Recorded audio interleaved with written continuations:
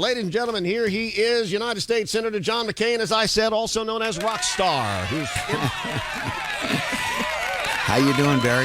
Hey, welcome. Thanks for coming, man. Does that make me a roadie? Thank you, Michelle. Could you let Michelle be your roadie?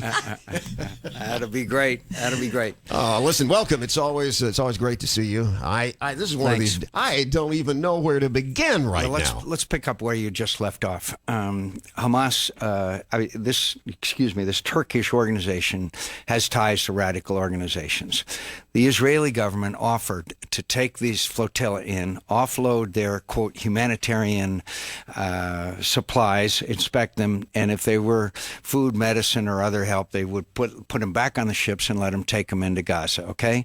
Remember that who's running Gaza? Hamas. Hamas is dedicated to the extinction of the state of Israel.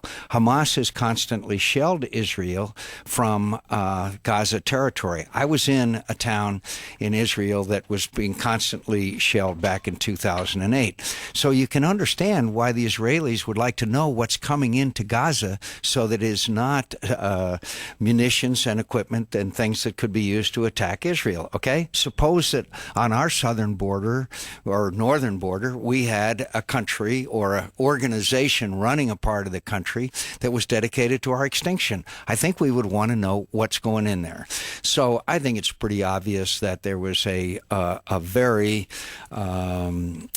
provocative defense on board those ships. I don't know if the Israelis were guilty of overreaction or not, but the fact is that we would have done, I think, the same thing the Israelis did to prevent offensive or other equipment or weapons to come into a place that is dedicated to the extinction of your country. But look, and the European reaction is, again, the typical pro-Middle East, pro-Palestinian, has a lot to do with economic ties that they have reacted other times in the past. And this administration is less supportive of Israel since any administration in history, since Harry Truman's administration. When they were recognized, they have embarrassed the Israelis on occasion, and they signed on to an agreement recently that criticized Israel for the fact that they have nuclear weapons. Yeah, and the prime minister couldn't come to Washington to a gathering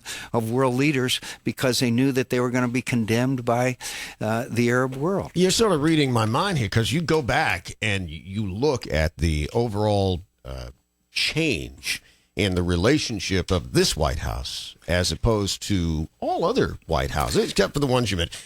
This White House began its relations with Israel insisting on a freeze on settlements in Jerusalem. Jerusalem is the capital of Israel. And that demand then was echoed by the Palestinians, and then we dropped the demand, but the Palestinians didn't drop the demand. The Prime Minister of Israel comes to the White House, the President meets with him, the President keeps him waiting downstairs while he goes up and has dinner, and then comes back downstairs. That's a message. What is the message exactly? What are we trying to say? Look, it's all part of this. Apologize for America, get along with everybody, unclench the fist. And by the way, did you see General McChrystal a couple of days ago said the Iranians were training and providing equipment for the Taliban? Did you happen to see that?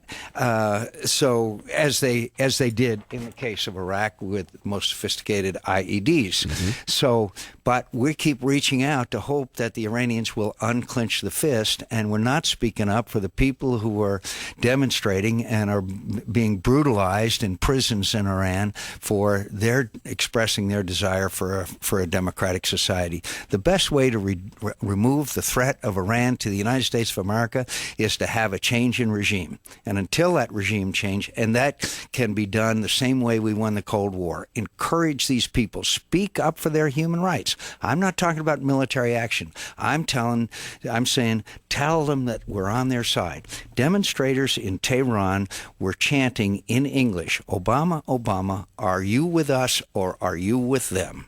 They, just like during the Cold War, want our encouragement and our moral support. Should we give this to them? Do they have the wherewithal to to, create a revolution and overthrow the government? I think they do. I think they do because I think that the regime is wildly unpopular. I think that they're very sophisticated, intelligent people. I think we could help them in many ways. Same way we gave Lech Walesa a printing press for the workers of Gdansk. We could provide them with the ability to communicate over the internet. The day the young woman named Netta bled to death in the street in Tehran was the day I think that their regime was coming to an end. And again, I'm not talking about military action. I'm talking about moral support for people who are seeking their God-given rights. Let me ask By the you. way, it won't be easy, and I think that what's happening now is incredible repression by the government of the people who are demonstrating against the government. Let me ask you one other thing about Israel. Jews in America, American Jews are fairly conservative people. Most of them are not. Some are socially liberal, but most of them are fiscal conservatives and that sort of thing. Why is it 80% of Jewish voters would vote for Obama? And do you think that they have received some kind of wake-up call now, especially in the last year? I don't know, but I know that the American Jewish population is, and it's hard to categorize, obviously, but a lot of them are very socially liberal and are traditional part of the Democrat base of the Democratic Party.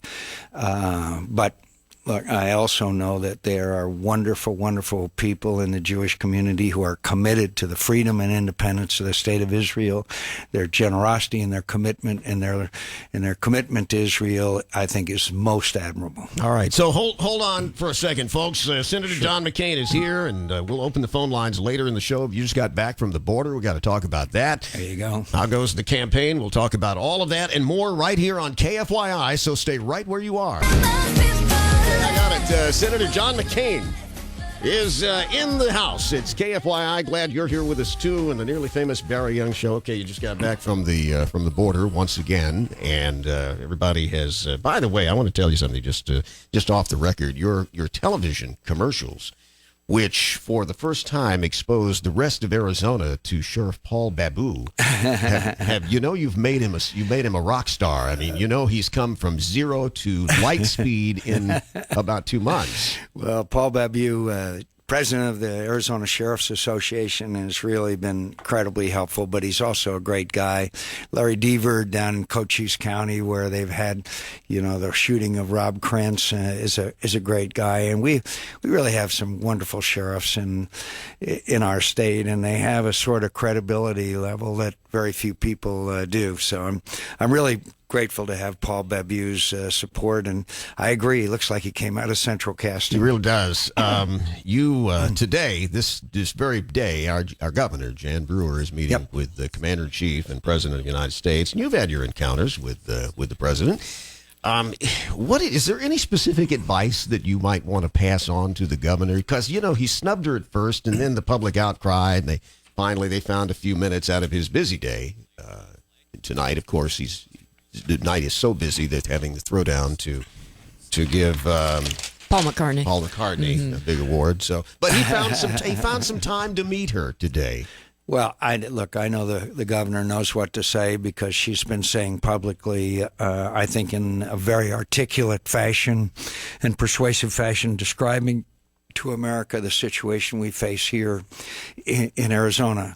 I think that the first thing she's going to say is obvious, that Mr. President, I hope you read the law and understand that it's really a mirror of federal law and is not a violation of anyone's rights. And every law has the potential to be abused, but we have confidence that our law enforcement officials in Arizona, and including our routine police operations, will not involve racial profiling, as the law specifically prohibits.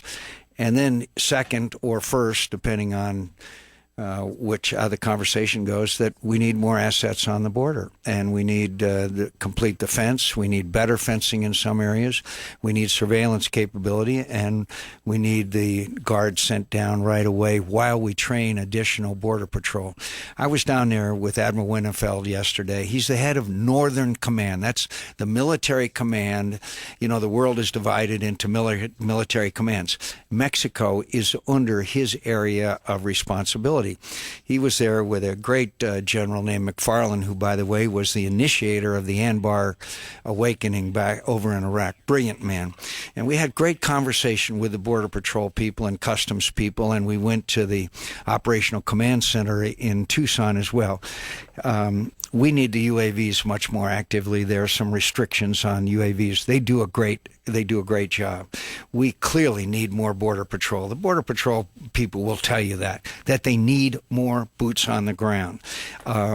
We have made progress. There's no doubt about it. The Border Patrol has increased, and we've done a better job on surveillance. We have done a better job on fencing. But at the same time, the violence in Mexico has also increased right along with it. 22,000 Mexican citizens have been murdered in the last 3 years in this struggle against the drug cartels. There is an existential struggle between the government of Mexico and the drug cartels, and they are more sophisticated, they're better equipped, they are more cruel and brutal in their activities. And so in these briefings and back and forth that the Admiral and I and his staff had with the Border Patrol and all our other organizations that are working together, I got a lot of good ideas out of it. And one of the ways is we need better coordination between the various agencies as well. But have no doubt that we have made progress in a lot of parts of the country.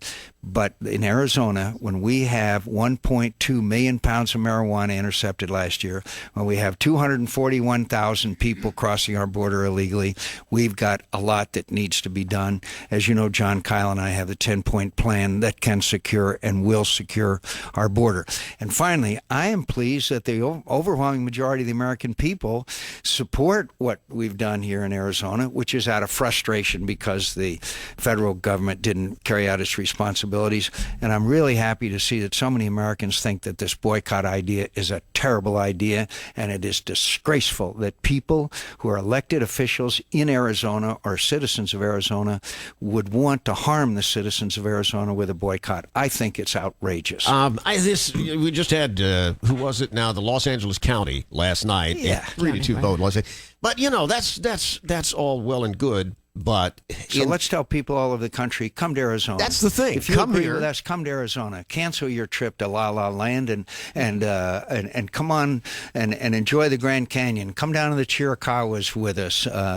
Go to Canyon de Chelly, one of the most beautiful places in the world. Enjoy the hospitality here in the valley that we have and their wonderful resorts. I think that what we ought to do is urge average citizens, the overwhelming majority of whom oppose boycotts, come on and what we lose is terrible, but hopefully we can gain more from it. Well, I know that cities and states do this because KFYI has been running paid commercials from San Diego saying come to see us. Denver and Colorado have been running paid commercials saying come to see us. I don't know if our state's running these things right now, but I'll bet you that there are a lot of people in this state who would be willing to contribute money to an advertising campaign that says come and visit Arizona. Yeah, when 80-some% of the American people, I think it was 88, correct me if I'm wrong. I think you're right, yeah. People in this country say they oppose a boycott. We hope they'll put that thought into action and come to Arizona. Hang on, you're going to stay with us after sure. the news. Yeah. Senator John McCAIN, more on the show. Seconds away, folks. Don't go away. Okay, folks, hour 2 of the show is on the air. John McCAIN is here. It's the nearly famous Barry Young Show.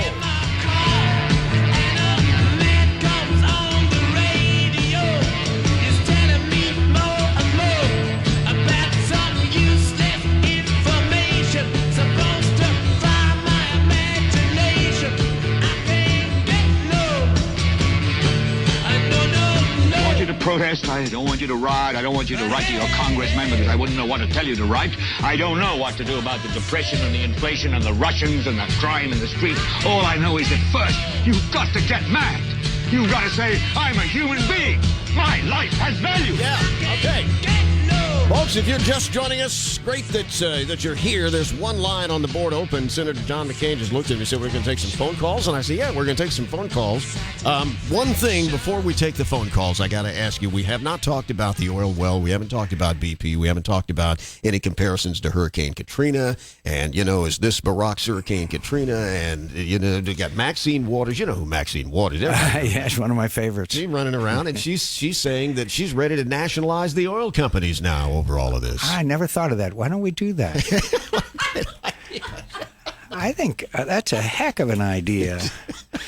Wow. One of the things I think, hindsight is 20/20, but for the first couple of weeks when the president and the administration kept saying, it's BP, we're going to have BP do it, I think, again, and I'm not trying to be too critical, but in hindsight, I think President should have said, look, we're taking over this whole thing. This has the potential to be one of the worst catastrophes in history. We're going to run everything. And we may use expertise that BP may have, but it's now our responsibility rather than sort of saying that it's BP's responsibility at the beginning. Bobby Jindal is one of the governor of Louisiana, is one of the brightest, most intelligent people that I've ever known. And Bobby Jindal and the people down there are very unhappy about what they view as lack of cooperation. One example, they were using some anti-dispersant or chemical, and the head of EPA said, no, you can't do that. Well, where are your priorities? You got to do whatever you can to try to minimize the impact of this oil spill. But look, I think it's going to hurt the president because the American people believe that whoever, the old Harry Truman thing, the buck stops here. I hope and pray, and we all do, that they get this thing under control. But it's looking pretty tough. Could I mention one other thing real quick that happened last week on the floor of the Senate? We lost amendments by Cornyn and Hutchison of Texas and Kyle and me of Arizona on sending troops to the border, on completing the fence and several other measures. But we got over 50 votes, and we would have had 52, but one of our senators was gone. So it proved we have a majority in the Senate. So I got the mandate on the Armed Services bill to send 6,000 guard to the border. And so they can't take it out on the floor of the Senate because we have a majority. So it's a major step forward to get on the defense authorization bill, a mandate to send 6,000 guard to the border, and I'm pleased about that. American can I public ask you opinion. about this? Let me ask you about this. Yeah. In that day in the Senate, you had just made an impassioned plea and had talked about what you had seen on the border and how we need more feet on the ground. Same thing. You've been consistent on this now, talking about this Since 2007. Okay, Yes. So this is what you said. A few minutes later, Chuck Schumer from New York stands up, and he says, well, there's more people. It doesn't matter. It's not going to stop anything. And all of the papers reported that you leaned over. John Kyle was there, and you leaned over and you said, is he making this up? Is he just making this stuff up? Because you just finished with all of this. I know it. And of course, he's so knowledgeable. The senator from New York, I don't think he's been within 100 miles of the border, but I may be wrong.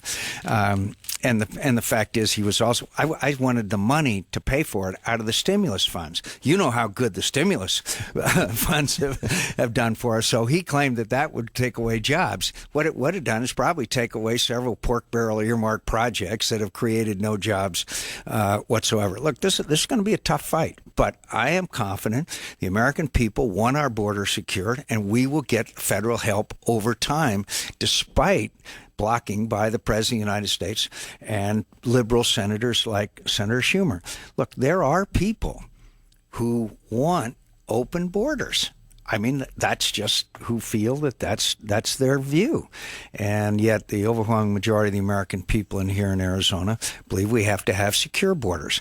And as I explained to the president at the luncheon, the now famous luncheon we had, I said, look, if we don't get the border secured, then some years from now, we will be faced with another group of people who have come here illegally. And John Kyle very appropriately pointed out that the president and the Democrats are holding hostage border security in the name of comprehensive reform.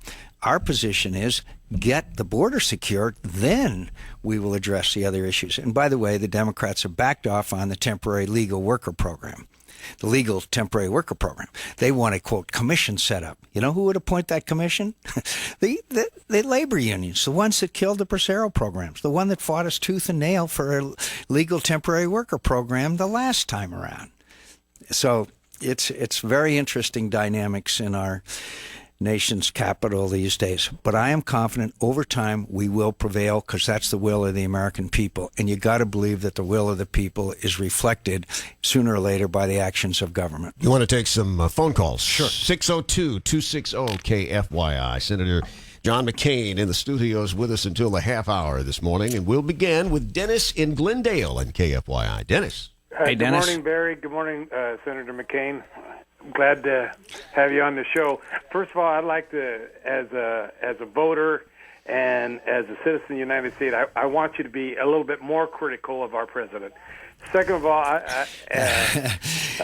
could I say, Dennis, that I'd like to have you debate J.D. Hayward, have 3 good knockout, drag-out, good debates, and have the host be Barry. Oh, wait, no, wait a second. No. I'm not gonna step in. We need somebody unknown. Pick somebody from Channel 8. Dennis, as you know, I do have a day job in Washington, and I will be certainly working on that issue. Being more. I think that I am being hammered, frankly, by, quote, mainstream media for being too critical of the president, being an obstructionist and all of that. Look, I criticize the president when I think he deserves it, and I praise him when I think that he deserves that as well. Dennis, I'll be very honest with you. I have to be very careful about not being accused of being sour grapes because of the fact that I lost. Look, I'm honored to have had the nomination of my party. I am a happy warrior, but I can assure you that from the comments of the administration and Mr. Gibbs and from time to time the president, they don't view it as that I'm not tough enough on them. But thanks, Dennis, and thanks. We'll be working on that other aspect. But as I say, I do have a day job in Washington, and so we'll be working on it. And there is another candidate who is in the race. His name is Mr. Deacon. I think you would agree that qualified candidates also are allowed to take part in debates. Overall, your view of the senatorial race? Overall, I think we're doing fine. Look, it's a tough fight. You got to earn every vote. I think it's going to come down as to who can be most effective for the state of Arizona, who was against the spending. One of the major theses and reasons why the Tea Parties have done so well is because of out-of-control spending.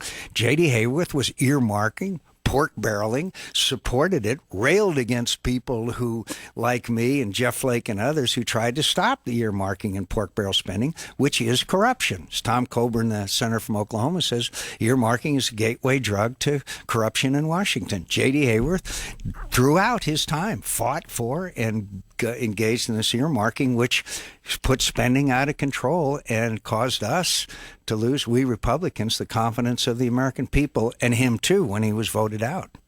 And just a note to the J.D. Hayward campaign, we'll be on the phone with you folks in about 10 minutes to schedule. They'll be on. Right? Schedule some time. All right, folks, it's 8:15, and John McCAIN, stay where you are. It's tomorrow. It's tomorrow that the President of the United States can lift his chin and look down upon our Governor, Jan Brewer. They've worked in the meeting because he had no time. He had absolutely no time. So busy. He had no time. Let's see here. Paul McCartney announced, because he's getting a big award tonight. They had no time to meet with the governor, but they got a big throwdown for the Gershwin Award tonight. Paul McCartney basically said, to me, this solves it all, Senator. He just said that the president is a good man and we just need to leave him alone. I don't know why. See there? Why didn't you think of that one? I didn't think of that one either. And could I mention again? I'm sure that Governor Brewer respectfully will ask the president to stop saying that this law has the, quote, potential for abuse. There's no law that's ever been written that doesn't have the potential for abuse if somebody wants to abuse a law. And so, and perhaps he could, if he doesn't have time to read the 16-page, there's different numbers of pages when you count the addendum, the additional law that was passed. I have it on my desk. I try to show it to any visitor that comes to my office that has some question about it, that hope that he will take a few minutes to read it or at least get briefed on what the law actually contains. And by the way, our Mexican friends, there have been many stories about the way that illegal immigrants are treated in Mexico by the Mexican authorities. So if anybody is worried about what happens here, I hope that President Calderon will try to make things a little better in Mexico. And by the way, if they would seal their border, their southern border, it would be an enormous benefit as well. I want to get one other call in here before we run out of time. Yeah, but let me ask you just to give me a short comment on this. Were you put off by the way Calderon came and down talked us in the floor of the House? I had lunch with him at the State Department. I was invited over, and I sat across from him, and I mentioned to him that as what he knows is that Mexico City is the number one kidnapping capital of the world. And I asked him if he knew what number 2 was. He said he didn't. I said, number 2 is Phoenix, Arizona. And that's of great concern to us, Mr. President Calderon, and you should be very concerned about the treatment of Mexican citizens, to what happens to them in these drop houses. And the treatment they get from these coyotes, which is, it's unspeakable. Some of the things that are done, we can't even talk about on the air. I mean, but I was polite to the president. He is the president of his country, but I tried to make the point to him that what we're trying to do in Arizona is a direct result of the failure of the federal government to carry out its responsibilities. Let's get in another call. Here's Thad in Phoenix. Senator McCAIN. Thad? Hey, Thad. Senator. Good morning, Barry. Senator, thank you very much for your long service to this country. Thanks, Thad. One question I have, and with all due respect, it seems to me that you're running to the center this year because you're facing a stiff challenge here in Arizona. I think you mean to the right is the allegation.